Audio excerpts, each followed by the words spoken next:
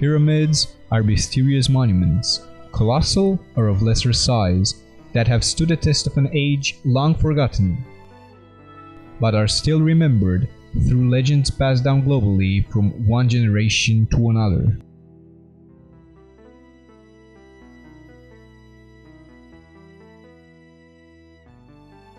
Despite the fact that contemporary research papers have unveiled the numerous beneficial effects of pyramids that may have been constructed for various other reasons other than what mainstream scholars have proposed, there is still much confusion and concealment revolving these monuments of old. Thousands of miles apart, and divided by the old African continent, stand the alluring and lesser-known pyramids from the islands of Tenerife and Mauritius. Although not as colossal as the pyramids of Egypt or the ones in the Eastern European country of Bosnia, the pyramids on these two tropical islands pose a bit of a mystery, as the sites reminded above. 7 such pyramids are located in Mauritius and 6 others at the site in Tenerife. All of them share common characteristics that make them almost indistinguishable from one another. They are all stepped pyramids built in multi-structured complexes. The construction technique is identical for both sites. Most of the materials used consist of volcanic rock. They have between 6 and 11 terraces which make up the steps, and none of the pyramids exceeds 40 feet. Probably the most notable feature is their perfect astronomical alignment, facing the winter and summer solstices.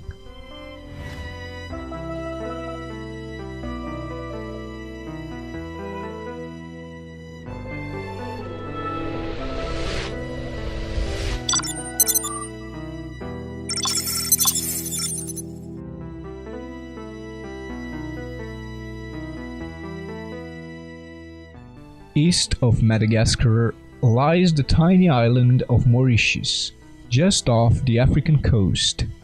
The site where the 7 pyramids are located is called Plain Magnian.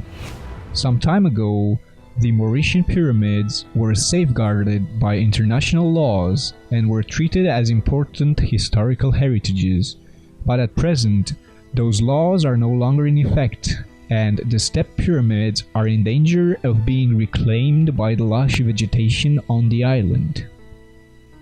No considerable archaeological study was performed at the site so far, and very little is known about their origins, their builders, and the purpose of their construction. Surprisingly enough, all curious visitors to the site in Mauritius are met with the same unconvincing rumors spread by the locals, claiming that the Mauritian pyramids are nothing more than stone piles collected by farmers after clearing the fields to enable agriculture in the area. However, the sleek design, consisting of precise corners, level bases, central stone staircase, as well as their perfect astronomical alignment, have cast a shadow of doubt on local rumors. It's possible that, from fear of not losing their farmlands to archaeological sites, the locals have just made things up to protect their property. Hints of advanced design stand both the flat base and the lack of binding material between the stones. As a result, the bodies of the pyramids have been meticulously raised, stone by stone, and stacked on top of each other to withstand all obstacles of time and the environment.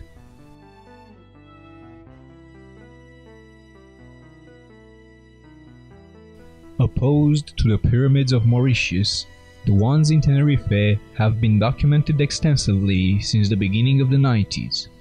Thor Heyerdahl became fond of these monuments due to the relevance they brought to his theory about ancient seafaring civilizations. Heyerdahl became famous for his expanding ideas about intercontinental travel in ancient times, so upon visiting the site in Tenerife, he found bits of the evidence he was searching for. According to his studies, The pyramid builders were none others than the Gaunche, an enigmatic seafaring group of white-skinned, blue-eyed people with blonde hair who inhabited Tenerife thousands of years ago. They are believed to have migrated to the island somewhere between the years 1000 and 100 BC, further fueling belief that the ancients had capabilities which allowed them to transit the entire planet, all while doing commerce and sharing irrelevant knowledge with local groups they came across. It's strange how Heyerdahl was confronted with the same local gossips claiming that the pyramids were piles of rocks resulted from clearing the fields. He, however, overcame these beliefs by proving the stones involved in the construction of the pyramids were brought from further inland and not from the local fields where they now stand. His theory was substantiated by the remarkable astronomical alignment towards the winter and summer solstices, together with the staircases leading to the top of the pyramids, just like the ones in Mauritius. Taking this into account, the pyramids on Tenerife appear like clear products of intelligent design, which probably served specific religious or ritualistic purposes. Further adding to the mystery are the other lesser-known structures on the western side of Tenerife, as well as those on the island of Sicily, which count around 30 pyramids, most of them remaining poorly researched. They all encompass the active volcano Mount Etna and have diverse shapes and sizes.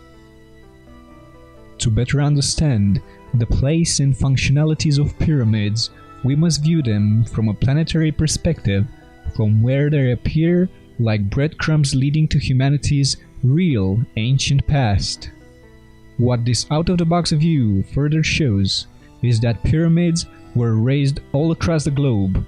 They share a similar aspect despite the many cultural differences of each region where they are located, and summed up, they equal a number just too high to be neglected. With this in mind, it's hard not to think of an ancient builder race that had erected pyramids across many regions of the world to serve a purpose we can only speculate. Who were those builders? Where did they come from? How did they look like? These are a few of the questions we are pursuing to answer.